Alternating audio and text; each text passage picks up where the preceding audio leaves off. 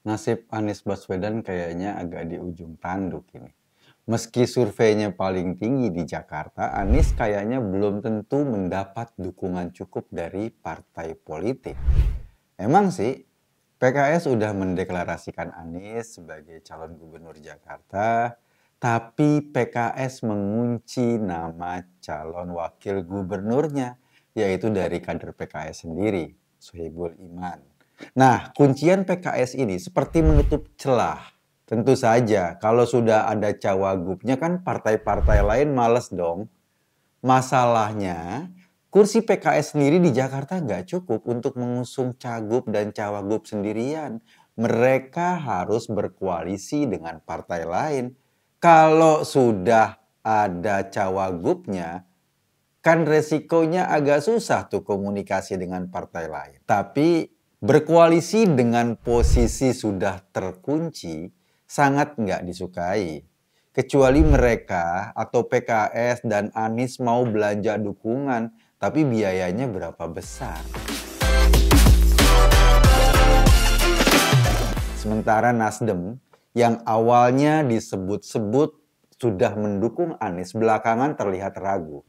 Statement terakhir kita dengar dari Ahmad Sahroni, salah satu elit Partai Nasdem, yang mengindikasikan partainya ada kemungkinan nggak lagi ngedukung Anies atau menarik dukungan.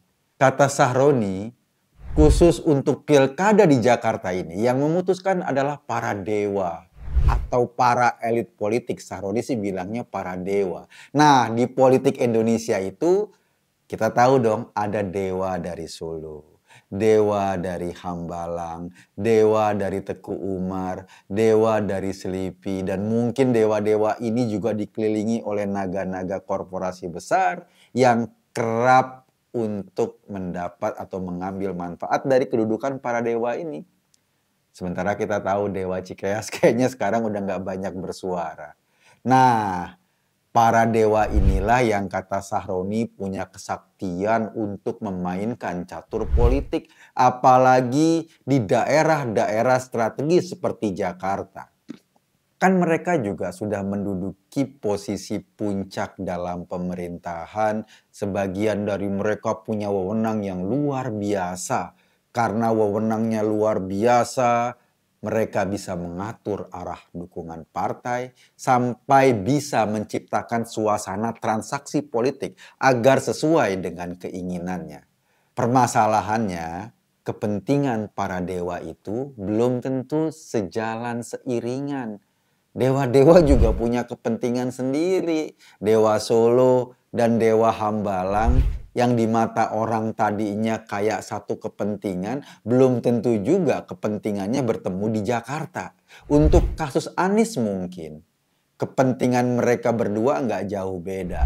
Dewa Solo dan keluarganya kayaknya alergi sama orang yang namanya Anies. Sementara bagi Dewa Hambalang, bukan alergi secara personal, tapi barangkali melihat Anies bisa sebagai ancaman. Kalau dia jadi gubernur Jakarta misalnya, dan gaya kepemimpinannya menjadi seperti gubernur Jakarta sebelumnya yang beroposisi dengan pemerintah pusat, kan jadi repot.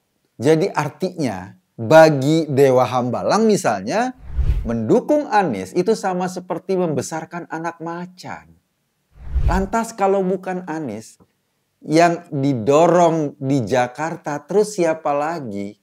Kalau dari survei sih, sosok lain selain Anies ada Ahok. Tapi kita harus catat, Ahok itu adalah kader PDIP sekarang. Dan kita tahu Dewa Solo saat ini nggak suka dengan PDIP. Bahkan ada kesan dia mengerahkan seluruh kesaktiannya saat ini untuk mengobrak-abrik PDIP. Kompas baru saja kemarin menulis bahwa aksi KPK itu ada bau-bau politiknya atau dicurigai penuh muatan politik. Jadi agak mustahil kalau Dewa Solo misalnya memberi dukungan ke Ahok yang bagian dari PDIP. Sementara bagi Dewa Hambalong, Ahok sih ya bukan ancaman yang serius-serius banget. Dan kita tahu kan Dewa Hambalang punya hubungan baik dengan ibunya Ahok. Maksudnya ibu politiknya Ahok. Jadi kalau nanti Ahok nakal ketika dia jadi gubernur kan tinggal ngadu sama ibunya, biar ibunya yang jewer. Meskipun harus diingat juga, para dewa itu, meski kesaktiannya luar biasa, mereka tetap harus menghitungkan. Meskipun harus diingat juga, para dewa itu meskipun kesaktiannya luar biasa, mereka harus tetap menghitung bahwa di tempat lain, di lokasi lain, ada dewa lain yang boleh jadi kepentingannya berbeda. Makanya mau nggak mau mereka harus pandai-pandai memainkan strategi, kalau perlu dengan transaksi jabatan atau yang paling sadis ya sandra kasus hukum agar misalnya orang-orang lain mau ikut kepentingannya. Dalam konteks pilkada serentak kita tahu dong, parpol-parpol ini kan sebagai kendaraan politik. Tentu mikirnya nggak cuma satu daerah, fokusnya nggak cuma satu daerah. Soalnya mereka juga harus menjembreng bareng seluruh kepentingannya di berbagai pilkada daerah yang lain.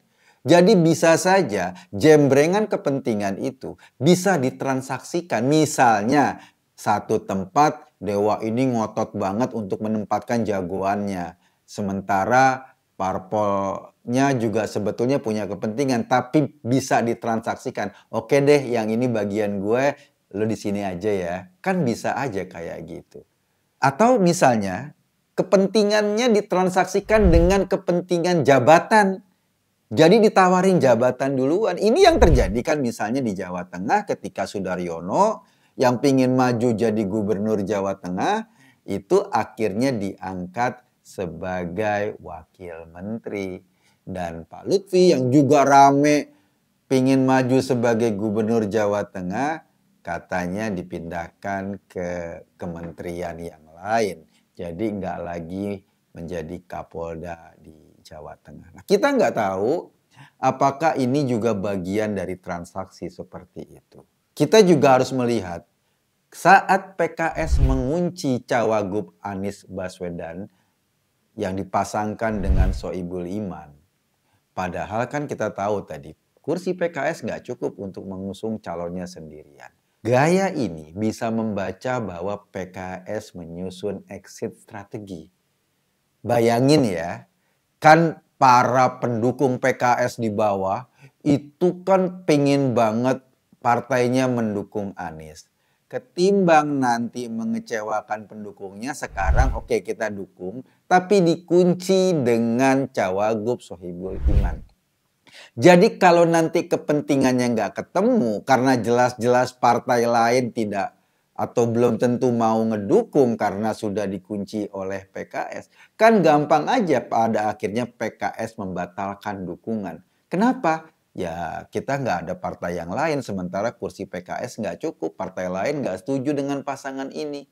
Akhirnya dua-duanya bisa diambil manfaatnya, bisa diselesaikan karena pendukung Anies bisa diademin dengan logika bahwa PKS nggak ada partai yang lain yang mengusung Anies Baswedan. Jadi apa yang disampaikan oleh elit Partai Nasdem Sahroni itu bahwa mungkin saja Anies nggak dapat kursi, nggak dapat dukungan, kayaknya makin rasional. Bahkan Partai Nasdem sendiri saja, kata Sahroni, mungkin saja menarik dukungannya.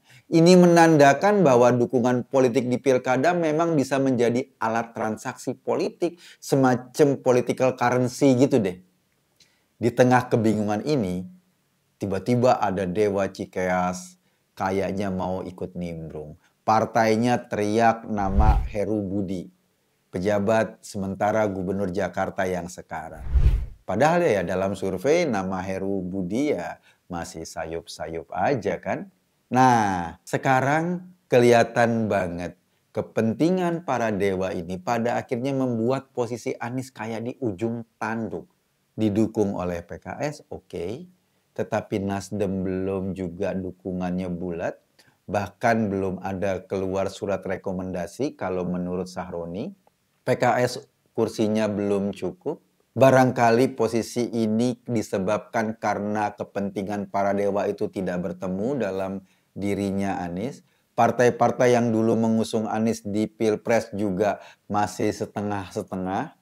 Kalaupun surveinya cukup tinggi, kan sekarang akhirnya untuk langkah pertama yang menentukan adalah dukungan partai politik. Dan ini menjadi problem amat serius bagi Anies Baswedan. Sebetulnya sama problem juga bagi Ahok. Karena PDI juga kursinya belum cukup untuk mencalonkan gubernur dan wakil gubernur sendiri.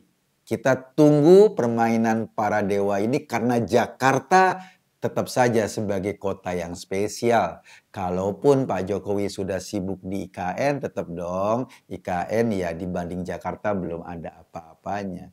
Semua perputaran ekonomi, semua kepentingan politik, semua pejabat-pejabat teras adanya di Jakarta.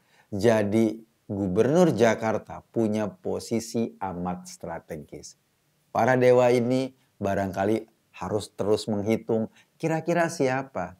RK udah males di Jakarta, dia lebih seneng di Jawa Barat. Kaisang 1%. Atau Babah Alun, belum tahu. Itu sih yang didorong sama Golkar untuk menggantikan posisinya RK.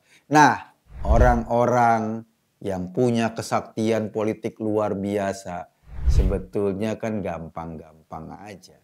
Jangan sebut mereka dewa kalau mereka nggak punya kesaktian. Ada problem-problem yang rumit, tinggal bim salah bim. Bahkan syarat umur aja kan bisa disulap. Apa sih yang nggak bisa dilakukan di Indonesia? Tinggal lagi orang-orang yang memang punya potensi untuk maju, ya harus berbaik-baik hati dengan para dewa. Karena ternyata seperti kata Sahroni, yang menentukan perpolitikan di Jakarta itu bukan para pemain politik kelas tengah, apalagi kelas bawah, apalagi kelas relawan, justru para dewa ini. Inilah serunya Indonesia, banyak tokoh setengah dewa dan juga setengah salmon yang berkubang di kubangan politik kita. Gue Eka Kuntadi, masuk Pak Eko.